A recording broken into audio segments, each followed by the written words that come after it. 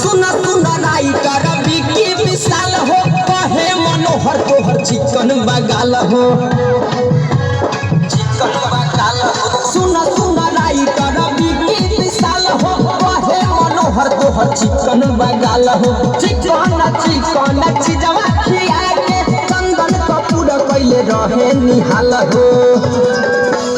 कृष्णा कपूर सैया सिल देला पूरा हो कृष्णा कपूर मनुष्य लगेला पूरा हो तबाव जाला नहीं मारे लगाता हर हिलावे हतिया हर उजबला चलो गिरी सलाया के मारे कच्चा कोच हिलावे हतिया हर उजबला चलो गिरी सलाया के मारे कच्चा कोच कदे जब खाना डर लागे पाना सखी हो कदे जब खाना डर लागे बाड़ा